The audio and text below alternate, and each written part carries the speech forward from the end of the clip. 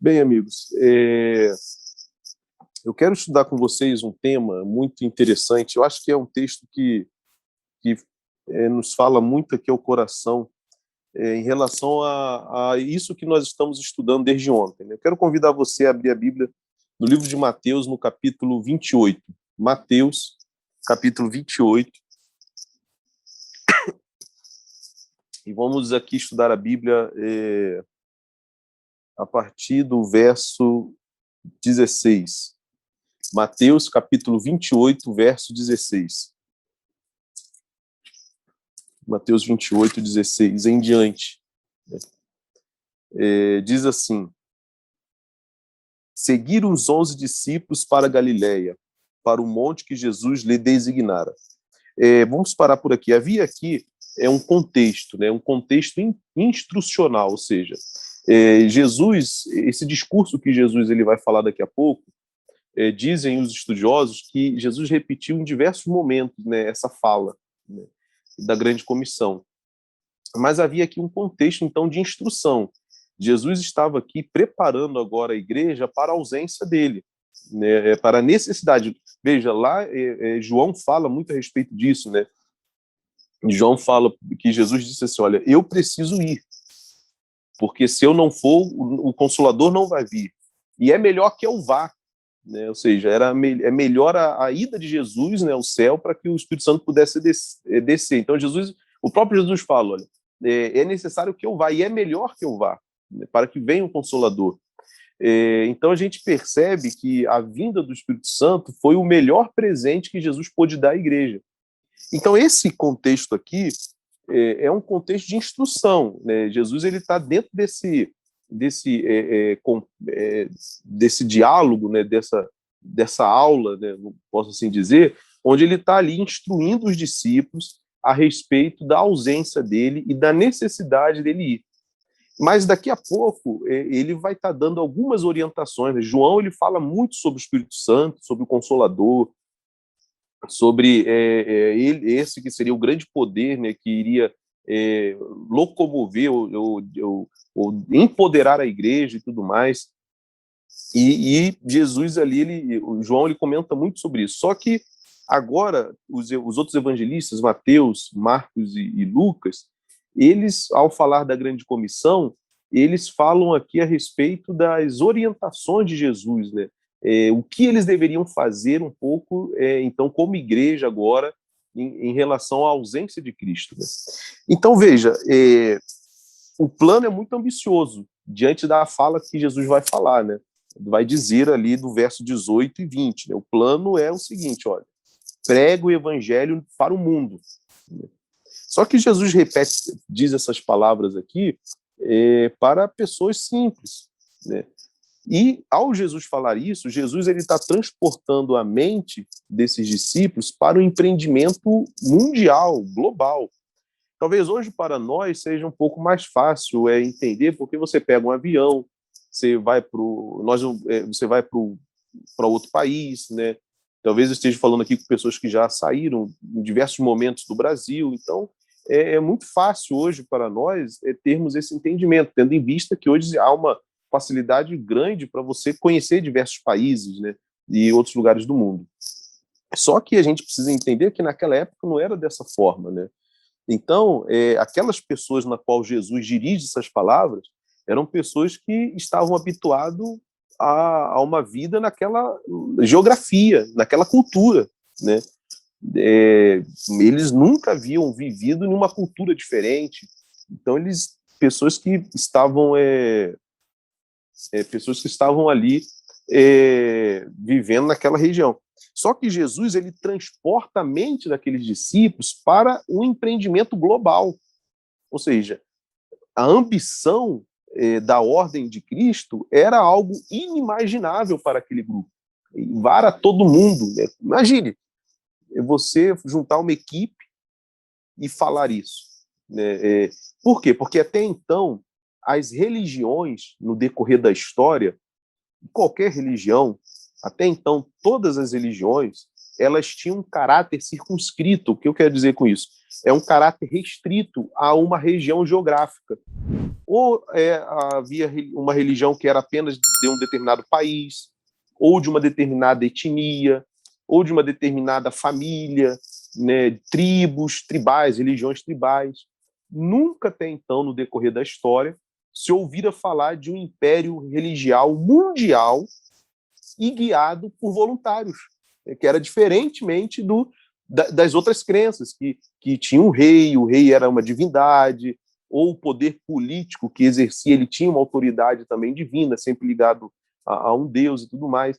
Então, assim, quando Jesus reúne aquelas pessoas e fala assim, olha, de pregar o evangelho por todo mundo, você poderia dizer assim, se houvesse ali um sociólogo, um historiador, né, alguém ali olhando assim com um olhar mais crítico aquele diálogo de Jesus, ele poderia falar assim, rapaz, coitado, né, é inimaginável, né, é impensável o que esse homem está falando, né, bateu com a cabeça, está louco. Por quê? Porque até então nunca havia acontecido isso.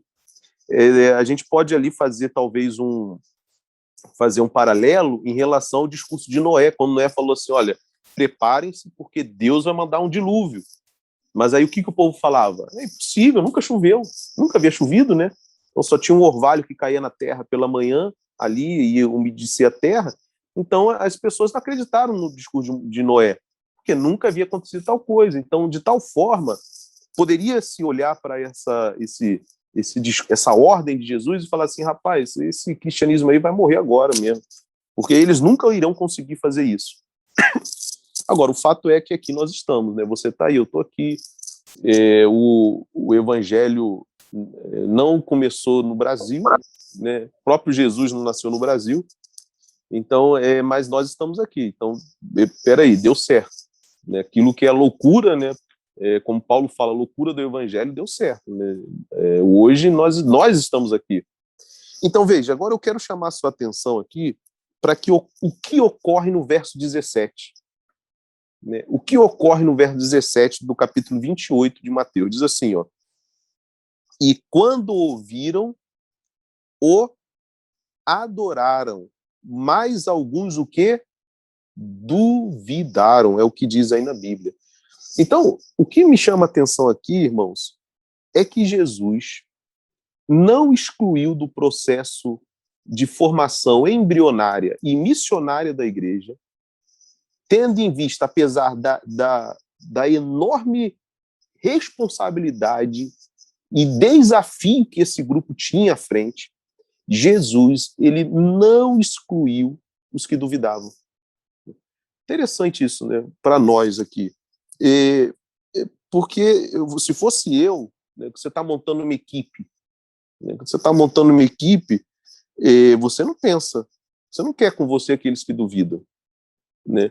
Você quer quem você tenha certeza que vai executar o plano, que vai fazer, que vai pontuar, né? Isso, a igreja trabalha muito dessa forma, por exemplo, numa quadrenal, quando o presidente lá se reúne lá com a comissão interna, né? Então o presidente ele vai como conselheiro, né? Quando a Assembleia nomeia o presidente ele sobe ali, ele entra lá na comissão interna como um conselheiro. E por que ele vai como um conselheiro? Porque ele tem exatamente essa prerrogativa, né? Ele quer formar a equipe, é ele, na verdade, que vai estar com aqueles pastores ali os próximos 4 anos, né? Então é ele que vai ter que conviver dia a dia com aquele grupo, e ele não quer ali naquele grupo quem esteja duvidando, né? Então por isso ele vai ali tendo aquele conselho e tendo sendo incisivo às vezes em uma fala ou outra, né? Veja, isso daí em qualquer empresário, qualquer líder de equipe, né, ele pensa dessa forma. Mas é interessante aqui, irmãos, que Jesus ele não excluiu, isso me chama a atenção, né? A forma de Jesus liderar. Jesus ele não excluiu do processo formador da igreja aqueles que duvidavam, né? Isso aqui para a gente é de um ensinamento assim fantástico, né? Dentre vários ensinamentos de Jesus. Primeiro, para nós como líderes, né? Às vezes a gente não dimensiona aquilo que Deus pode fazer através das pessoas, né? É interessante, né? A gente às vezes não coloca não soma a equação não traz essa equação ser humano, a gente não coloca o mais Cristo ou o mais Espírito Santo. Né? Então a gente às vezes olha muito para o ser humano, olha muito para a pessoa, né? Julga muitas vezes pela aparência, como ali Samuel, né, foi julgando os filhos, né, de Jessé, né, e Samuel, cada filho de Jessé que vinha, Samuel é esse, é esse, é esse. E aí, quando acabaram-se os filhos de Jessé, Samuel falou, mas não tem mais ninguém? Aí o Jessé falou, não, tem um aí, mas é um menino mirradinho, magrinho, está cuidando de ovelhas. Rapaz, manda chamar ele. Quando Davi chegou, você conhece a Bíblia, esse texto, e depois leia, caso não saiba, mas o livro Patriarcas e Profetas também fala a respeito, o próprio Samuel teve dificuldade a ungir Davi. Ele teve preconceito com Davi. E aí Deus precisou falar para ele, Samuel, você vê o exterior, eu estou vendo o coração. Né? Então, primeira lição que fica é para nós, líderes. A gente não pode julgar as pessoas, ter um preconceito, uma pré-ideia formada, independente de quem seja, independente do nível social, independente da história pregressa da pessoa. Se ela está vindo a Cristo, se a partir de agora ela diz sim para Jesus, amigo, confie naquilo que Jesus pode fazer através dessas pessoas. Então isso é para todos nós líderes, né? Confie naquilo que Jesus pode fazer através das pessoas que você está liderando. Porque, amigos, veja, Jesus nos ensina isso aqui. Jesus lia os corações. E ele poderia falar assim, quer saber uma coisa? Essa galera que está duvidando, não vou chamar para dar minha mensagem, não. Mas Jesus não fez isso. Né? Então, por que nós vamos deixar de pastorear ou vamos deixar de liderar aqueles que duvidam? Ou vamos descartar? Não, esse aqui eu pego e vou descartar logo, não vou tirar assim, entendeu? Isso é um ensinamento aqui, um aprendizado para nós. Nesse primeiro ponto, para nós líderes. Né? E o segundo aprendizado que fica é para todos, não só líderes, mas liderados, ou seja, todos. Né? Talvez essa manhã eu esteja falando para alguém que está duvidando. Até em meio a esse cenário de pandemia, né? Mas será que a igreja vai avançar? Será que o projeto evangelístico vai dar certo? Ou está duvidando de você próprio, né? Duvidando daquilo que Deus pode fazer através de você, duvidando do evangelho, duvidando do cristianismo em sua vida, na sua vida. Né? Veja, isso não exclui você daquilo que Jesus quer fazer através de você. Né? Ele quer te usar mesmo com a sua dúvida. Né? O segundo ensinamento que fica é que todos nós somos passíveis de duvidar em algum momento da nossa existência. Entende? E a terceira lição que fica aqui é que, apesar desta dúvida, Jesus não nos exclui, ele nos usa. Ou seja, qual que é o caminho, então, aqui? Fazer o que esses discípulos fizeram. Mesmo duvidando, eles foram para onde? Eles foram a Jesus. Mesmo duvidando. Mesmo duvidando, eles foram para aquele monte se encontrar com Jesus. Então, talvez, meu irmão e minha irmã, eu esteja falando e você se encaixe, talvez, dentro desse público. Você esteja duvidando, né? Duvidando. As notícias são as mais aterradoras possíveis, né? Cada vez que eu ligo, vejo o noticiário aí, é pior, né? O quadro é pior e talvez em relação à pandemia a gente viva um quadro muito sangrento agora no mês de abril. Tudo aponta para isso, né? Mas, amigos, essa pandemia vai passar. Depois vai vir uma outra coisa pior ainda, pode ter certeza. Depois vai vir pior. Os sinais da volta de Jesus, né? Veja, eu tenho dito por aí que Deus não nos deixou às escuras. Né? O mundo pode desmaiar de perplexidade, e a Bíblia diz isso, né? Que os homens desmaiarão de perplexidade diante das coisas que estarão acontecendo. Veja, quando eu li esse texto, que os homens desmaiarão de perplexidade diante das coisas que estariam acontecendo, eu pensava assim, vendo aqueles filmes apocalípticos, né, aqueles filmes lá, os filmes aí que às vezes é produzido aí você pensa em guerra, né, temor de guerra e aquela perseguição e os santos sendo perseguidos pelo evangelho, por causa do evangelho e tal. Mas olha, depois que eu estou vivendo essa situação da pandemia, e analisando o contexto que a gente está vivendo, eu passei a ressignificar aquele texto, pelo menos na minha visão, né? Porque eu tenho visto hoje as pessoas doentes psicologicamente por causa da pandemia. Eu não estou aqui dizendo que a neurose e a depressão diante da pandemia e a ansiedade que a pandemia tem despertado em todos nós é uma fraqueza ou uma questão psicológica de leve ou algo simples. Ah, isso daí é para quem é fraco. Não, não tô, por gentileza, não me interprete dessa forma. A nossa mente adoece também, como o estômago adoece, como o músculo adoece, né? Enfim, é um órgão também, né? E adoece também por causa dos fatores externos. É dentro dessa perspectiva que eu estou mencionando, jamais menosprezando a ansiedade e tudo que está socialmente ocorrendo com a nossa comunidade, com a nossa sociedade e com o indivíduo por causa da pandemia. Mas o fato é que hoje a pandemia ela tem nos adoecido psicologicamente, né? Adoecido mesmo, né? Então, a ansiedade, a neurose. Eu conheço pessoas, irmãos, que desde que quando começou a pandemia nunca mais saíram de casa. Aí imagino que isso vai trazer, as consequências disso, né? É medo, né? Eu estava há pouco tempo falando com a minha esposa e é o medo que se tem, né? Será que passou para minha mãe e tal? Será que não passou? Será que porque a minha esposa perdeu o pai há poucos meses, né? E aí a gente agora, eu sou um pai também, eu tenho uma filha de 3 anos, sou apaixonado por minha filha e agora eu estava lendo os noticiários que o índice de crianças, né, internadas aí aumentou, parece que 114%, um negócio assim. Então, gente, a gente vive com essa ansiedade, faz parte, né, infelizmente, da vida, né? Só que isso nos leva, então, às vezes, a duvidar, mas será que vai dar certo? Mas será que Deus está no controle? Será que vamos conseguir? Enfim, meus irmãos, a dúvida não é um problema. Eu acho que a fraqueza humana e a pecaminosidade humana, ela naturalmente desperta a dúvida. Agora, a questão é o que nós iremos fazer com a dúvida. Você vai pegar a dúvida e vai se afastar do Senhor, você vai pegar essa dúvida e vai optar, então, por buscar a resposta a esta dúvida longe do Senhor, com as suas próprias ideias, seus próprios pensamentos, com o seu achismo, ou você vai pegar estas dúvidas, esses anseios, e vai fazer o que esses discípulos fizeram. Foram ao encontro de Jesus.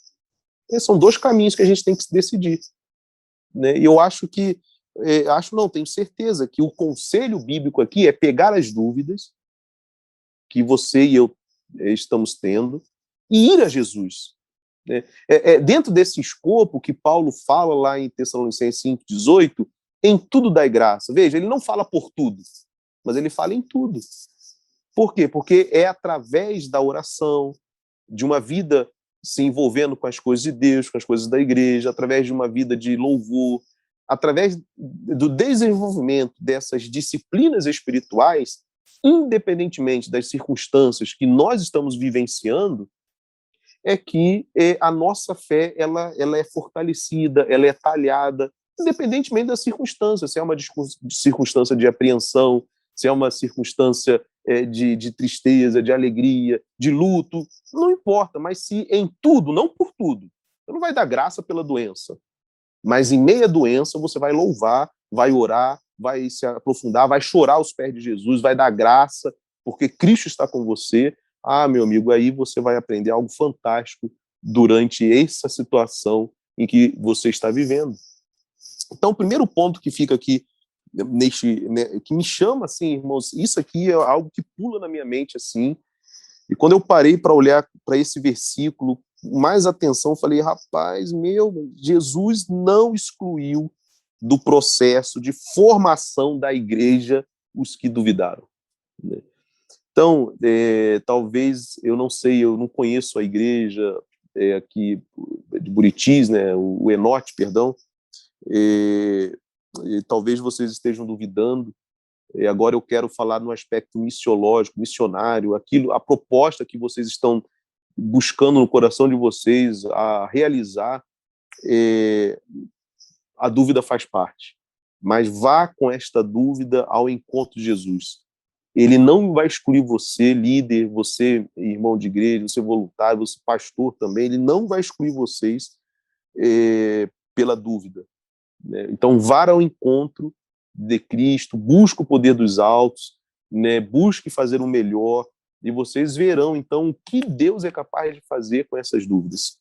A história prova isso, nós estamos aqui.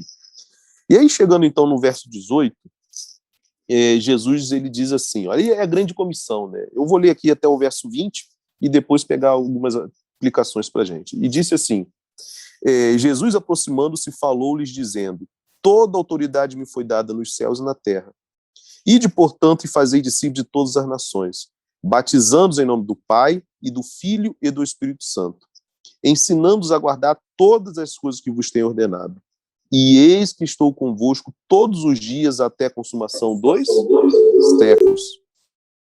Até a consumação dos séculos, né?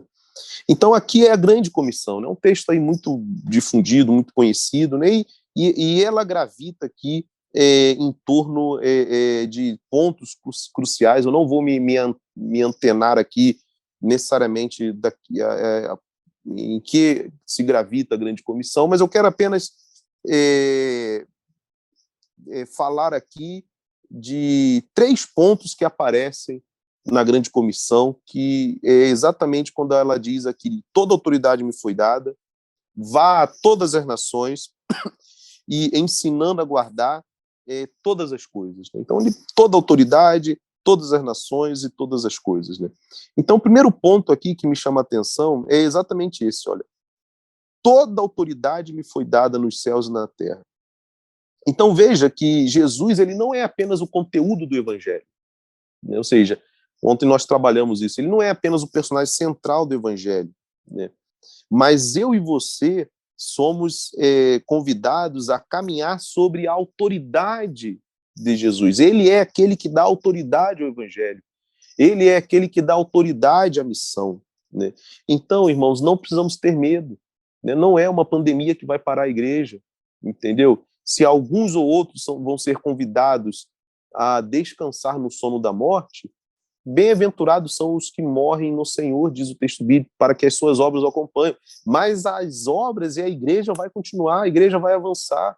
Os cristãos que vieram antes da gente sofreram coisas piores do que nós, né? Foram jogados, estraçalhados por leões, perseguidos, decapitados, muitos crucificados vivos, né? Você conhece a história do cristianismo, né? Então, talvez nós tenhamos hoje vivendo um cristianismo um pouco mais Nutella, em relação a um cristianismo mais raiz, que os que vieram antes de nós passaram, né? Que os próprios pioneiros da igreja adventista passaram para que hoje nós estejamos aqui. Porque esses homens e essas mulheres, eles caminhavam na certeza da autoridade do Senhor Jesus. Então, toda a autoridade me foi dada, eles acreditavam nisso aqui. Eu não estou aqui em meu nome, eu não estou aqui em nome da igreja, eu estou aqui em nome da autoridade do Senhor Jesus, é Ele que está dizendo, é em nome dEle, né? A autoridade que me foi dada é Ele. Então, o primeiro conselho que Jesus nos deixa aqui, e a primeira lição é, amigos, vamos acreditar nessa autoridade. É Ele que dá autoridade à igreja, né? Não é um voto de uma assembleia, não é um voto de uma comissão. Irmãos, essa aqui é a autoridade máxima do universo, toda autoridade me foi dada, então vá, não tenha medo, se envolva com as coisas de Deus.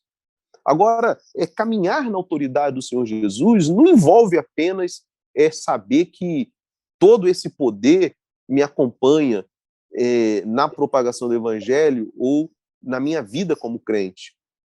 Mas caminhar sobre a autoridade do Senhor Jesus envolve obedecê-lo. Eu não posso dizer que eu estou caminhando sobre a autoridade do Senhor Jesus e não obedecê-lo. Entende? Não posso, né?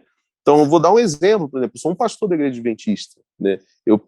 Mas eu preciso obedecer à autoridade da igreja também. Eu não posso dizer assim, não, eu caminho sobre a autoridade da igreja e aí eu começo a desobedecer as regras, os regulamentos da igreja. Eu não estou obedecendo, né? Se você é um patrão, talvez eu esteja falando com alguém que é empresário, né? Aí, se você tem um funcionário que está desrespeitando você, que não segue as suas orientações, ele não aceita a sua autoridade. Então, caminhar sobre a autoridade significa o quê? Obedecer à autoridade também. Então, obedeça ao Senhor Jesus. Se ele disse que é para fazer isso, faça isso. Se ele disse que não é para fazer aquilo, deixe de fazer aquilo. Né? Então, envolve aqui aceitar o senhorio dele, né? Aceitá-lo como Senhor, não apenas como Salvador, mas como Senhor, aceitar os desígnios dele sobre nós, né? Aceitar, eu volto a falar novamente aqui da área da mordomia, né? Porque para mim a mordomia ela engloba tudo do crente, né? Ela é uma doutrina, um conhecimento assim. Você é um mordomo, quer dizer, o mordomo ele não é dono das coisas, ele administra aquilo que é lhe dado. Então nós administramos o nosso tempo, mas quem que é o dono do tempo? É Deus, ele é o Pai da eternidade, né? Nós administramos os nossos talentos, né? Então tudo aquilo que Deus nos dá, ele é o dono. Nós administramos. O que você está fazendo com os dons que Deus está te dando? Você está obedecendo o senhorio dele? Né? Nós administramos os recursos, né, que ele está nos dando, os recursos, aí entra a área financeira, fidelidade, dízimo, fidelidade nas ofertas, né?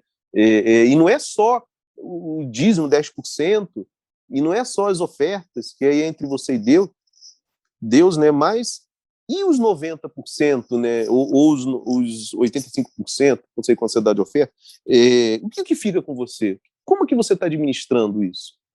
Né? De que forma você está administrando? Isso daí não é seu. Você é mordomo. Olha, a mordomia é uma doutrina fantástica, irmãos. A mordomia, ela diz assim, ó, ela diz que eu não posso dizer que eu sou de Jesus e me comportar como discípulo do diabo. Né? A mordomia, ela exatamente fala que eu devo me comportar como que um discípulo de Jesus se comporta. Né? Aí, terceiro ponto, irmãos, ela fala do cuidado com o corpo, com o nosso corpo. Né? Nós não somos de nós mesmos, né? Esse corpo pertence ao Senhor Jesus. Então, veja, então, que isso significa, amigo, obedecer o senhorio, né? Se envolver com as coisas de Deus, colocar como ambição o reino de Deus, né? A ambição é o reino do Senhor, o crescimento do reino de Deus. Então, esse aqui, isso significa caminhar sob a autoridade do Senhor Jesus, né? Não ter medo, porque eu estou aqui em nome de Jesus, mas eu obedeço à autoridade dele. Eu me submeto aos desígnios dele. Ainda que eu não entenda, ainda que eu não concorde, mas se está escrito assim, se a providência divina me guiou por esse caminho, ainda que seja um caminho tenebroso, porque a gente precisa também entender que fidelidade a Deus nos coloca em situações difíceis, eu vou por esse caminho. O segundo ponto aqui que me chama a atenção é que Jesus ele fala assim, olha, ide a todas as nações, né? Ou seja, o imperativo aqui, irmãos, é fazer discípulos. Né? Ir a todas as nações não é ir por ir, é ir para fazer discípulos. Né? E o que um discípulo faz? Então, um discípulo, ele ora, um discípulo, ele lê a Bíblia, um discípulo, ele imita o mestre. Agora, como que eu vou ensinar a pessoa a fazer isso? Fazendo. Ou seja, o discipulado, ele não é apenas no aspecto cognitivo. O discipulado, ele não ocorre eu botando aqui uma sala, né, montando aqui uma cadeira, e eu apenas falando, amigo, tchau, tchau, semana que vem a gente se vê. Não. O discipulado ocorre quando, e talvez esse seja o grande problema da pandemia, ainda mais para nós brasileiros, né, porque a gente gosta de se abraçar, né, e apertar, e a gente está com saudade junto à panela, né, e o brasileiro ele tem aquela questão do tamo junto, né, enfim. Mas o que eu quero dizer é que o discipulado envolve esse estamos juntos, né? Esse junto à panela, lá no Rio de Janeiro, né? Aquela farofada, entendeu? A linguagem que a gente utiliza lá, né? Então, aquela muvucada, ou seja, a gente gosta desse calor humano, né? Faz parte. E o discipulado envolve isso, envolve convivência. Como que eu ensino um discípulo a guardar o sábado? Convidando ele para minha casa, ensinando ele a fazer o pôr do sol, ensinando ele a fazer o culto familiar, né? Mas como que eu vou fazer isso? Convidando ele a estar comigo, né? Então, isso daí é um ponto muito importante na igreja, que é ser um centro de influência. Por quê? Porque é nesse momento que um convite terminou o culto de sábado. Aí um convite para a pessoa almoçar lá na sua casa, né? Isso daí vai ser muito importante, porque não é o prato que você vai preparar que vai ser o diferencial, mas é porque a pessoa vai observar, né, de modo indireto, ela vai observar a sua conduta, entende? As conversas, a maneira. Não, então sábado a gente aqui não liga a TV por causa disso, daquilo, evita falar isso e tal. Então, é assim que a gente vai ensinando, entendeu? No convívio. Então, o discípulo, ele precisa aprender a conviver dentro da igreja. Um discípulo, precisa aprender a viver em buscar o amor, né?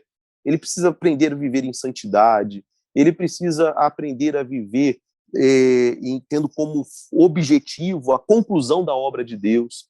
Mas isso daí você não ensina para a pessoa em um sermão. Não ensina. Você ensina como? Convivendo. Então, a paixão que eu tenho hoje por pregar o evangelho, eu não aprendi porque eu fui para o teológico. Eu não aprendi porque eu ouvi um sermão e falei, eu quero isso para mim. Não, eu aprendi porque eu tive pessoas da igreja, de onde eu vim, né, lá no Rio de Janeiro, que eu via nelas o amor pelas almas.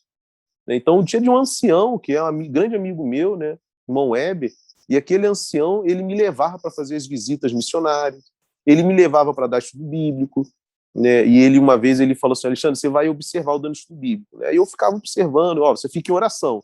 Aí até que um dia ele falou assim para mim, Carneiro, é o seguinte, agora faz a introdução do estudo. Aí eu fui e fiz a introdução. Aí passou algum tempo e falou, olha, cara, eu gostei da tua introdução, agora no próximo estudo bíblico, você vai dar o estudo. Eu, caramba, mas como é que eu vou fazer, rapaz? Amigo, fica tranquilo que eu vou estar lá. Eu vou estar lá e eu vou te ensinar. Qualquer coisa eu entro e eu vou ficar em oração. Aí um dia ele falou, rapaz, olha, gostei de tudo e agora você vai fazer a conclusão e o apelo. Segue o que está na liçãozinha. Quer dizer, eu não sabia, mas o que o Weber estava fazendo comigo? Ele estava me ensinando, entendeu? Ele estava me orientando, né? Ele me ensinando, administrando. Quer dizer, assim se faz um discípulo, né? Então ele fala, ir a todas as nações. Então esse discipulado, ele envolve todas as nações, todos os lugares, todas as pessoas, né? É por isso, então, que uma igreja que quer ser um centro de influência, ela tem que ter... Ontem nós conversamos um pouco sobre ali até na pergunta que o pastor colocou no final, eu falei ali sobre a importância da lista de interessados e avaliar caso a caso, porque cada pessoa tem um nível de interesse diferente. Às vezes, a gente, como igreja, a gente quer colocar tudo dentro de um mesmo pacote, né? E dizer assim, não, a pessoa vai terminar o estudo bíblico, aí ela vai ingressar em uma outra área, e as coisas espirituais, irmãos, elas não são dessa forma, né? Cada um tem uma maneira de se relacionar com o Espírito Santo. Então, cada um tem uma vertente diferente. Então, a gente precisa ter um olhar individualizado para cada pessoa. E eu conto aqui um testemunho rápido aqui nessa área. Eu estava em uma classe de um dos centros de influência, e havia ali uma classe de culinária, né? Várias classes de culinária, mas havia uma determinada classe que as alunas ali já estavam há um ano frequentando a classe, né, de alimentos saudáveis, e essa classe, então, nenhuma dessas alunas, eram 9 alunas, nenhuma delas migravam para os módulos espirituais, né? Ficavam nesse módulo da culinária saudável, mas nenhuma delas se interessava pelos módulos espirituais que haviam no centro de influência, né? E aí, em uma dessas reuniões de avaliação ali com a liderança do centro de influência, né, e a professora, então, me falou assim, pastor, eu não sei o que eu faço. São meninas que eu amo demais, são minhas amigas, e eu amo demais, mas o que eu posso fazer, né? E ela queria, talvez, a irmã, ela queria que eu tirasse alguma estratégia da cachola, pastor, apresentar uma estratégia. Irmãos, eu confesso que eu não sabia, já estávamos há mais de um ano ali praticamente, e tudo que poderia ser feito foi feito, e eu falei, irmã, falei para ela, olha, isso daí é uma guerra espiritual.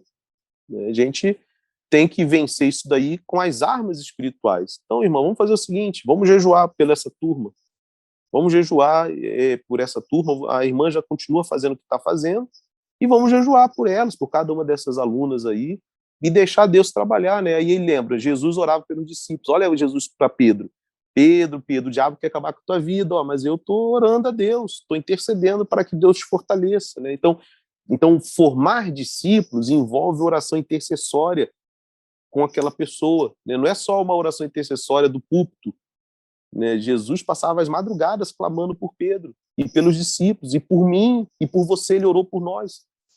E aí é interessante que passou algum tempo, né? A irmã teve uma ideia. A irmã começou a orar, né? Porque quando você começa a orar por alguém, o Espírito Santo coloca no seu coração ideias, né? Na sua mente ideias para você trabalhar com aquela pessoa, né? E a irmã, então, ela teve uma ideia. Ela falou assim: quer saber de uma coisa? Vai se aproximar a Semana Santa e eu vou convidar essa classe minha, essas minhas alunas, para participar do meu pequeno grupo lá na minha casa, que eu vou fazer da Semana Santa. Resumo, irmãos. Aí aquela professora fez o convite para o pequeno grupo durante a Semana Santa na casa dela. Aquele pessoal foi, e das 9 pessoas, 8 se batizaram ao final do ano, né? Então, veja, isso é fazer discípulos, entende? Elas são amigas até hoje, eu vejo no Facebook, estão lá na igreja, é uma benção. Então, veja, e a gente deve fazer isso a todas as nações, né? A todos os lugares, né? O discipulado envolve isso. E o último ponto aqui que me vem à mente aqui, né? Que Paulo, ele diz aqui, olha, perdão, Jesus, né? Ele diz aqui, ó, ensinando a guardar todas as coisas que vos tenho ordenado, né? Então, todas as coisas envolvem exatamente isso que eu falei aqui nesses aspectos, né? Envolve a guardar a convicção, ou seja, a convicção de que você é um cristão, ensinando a guardar essa convicção, você é um crente, você é um adventista do sétimo dia, você está se preparando para a volta de Jesus, você deve anunciar para as pessoas que Jesus está voltando. Agora, anuncia com o quê? Com atitude, né? Porque esse guardar envolve também atitude, ou seja, uma atitude de alguém que está se preparando para a volta de Jesus. E como que você se prepara para uma viagem? Né? A gente faz as malas, a gente faz o roteiro da viagem. Esses dias eu fui no casamento de uma amiga, agora recentemente, prima da minha esposa, e eu e minha filha, a gente, por causa da pandemia e tudo mais, a gente não viajou nessas férias, né? O falecimento do meu sogro também, então nós ficamos as férias inteiras. Na verdade, não tivemos férias, né? E aí a minha filha de 3 anos, ela não entende todo esse drama que nós passamos, né? Mas ela estava doida para ir para um lugar que tenha piscina, né? Um lugar que ela pudesse, então, aproveitar, assim, né? Seria mais ou menos as férias, né? E aí eu comecei a falar para ela, ó, papai, para ir para esse casamento eu fui e aluguei uma casa no Airbnb, com piscina e tudo mais, né, tal. E aí eu fiquei na mente dela falando assim: filha, a gente vai viajar tal dia e nós vamos ali para uma casa que tem piscina e não sei o que. Irmão, você não tinha que ver minha filha ficou o tempo todo ali falando, papai, quando que vai ser, papai, e aí a menina chegou lá na casa, ela já sabia dos biquíni que ela tinha, que a minha esposa separou um biquíni para ela e tal, e ela, ou seja, ela se preparou para a viagem, ela viveu esse sonho de querer essa viagem, né? Irmãos, eu acho que esse guardar todas as coisas envolve isso, né?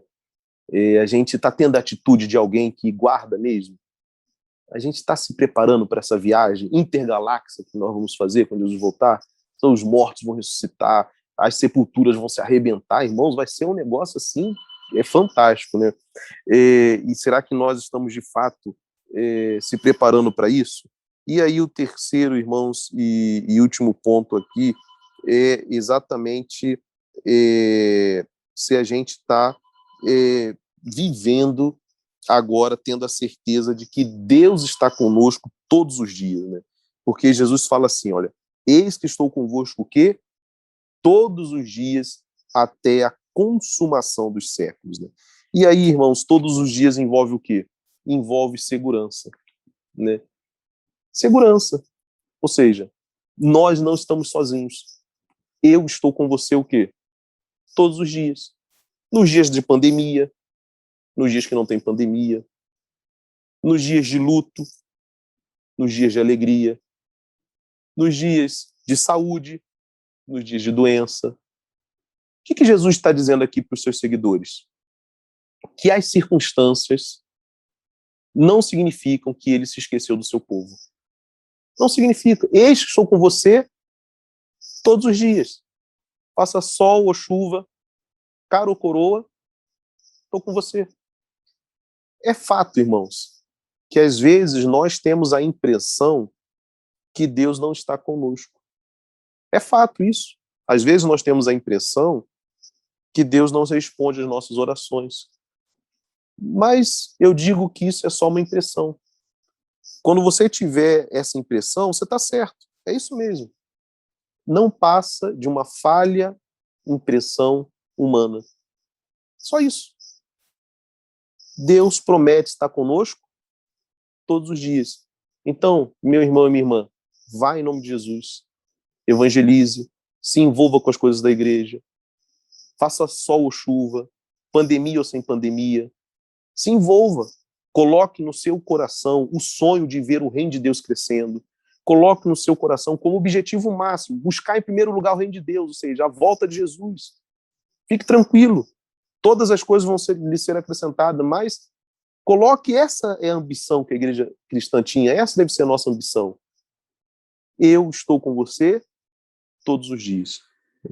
Então, meu irmão e minha irmã, que Deus nos abençoe e que essa segurança da presença de Jesus talvez seja a maior necessidade que precisamos agora ter como algo preenchido em nosso coração e nossa mente. Principalmente nesse momento aí de incerteza, de pandemia que nós estamos vivendo. Eu acho que talvez seja isso que falte para nós, né? Essa certeza da presença de Jesus. Eis que estou com você todos os dias. Né? Que Deus nos abençoe, que Deus lhe use e que possamos viver de fato como aqueles que estão se preparando para a volta de Jesus. Amém.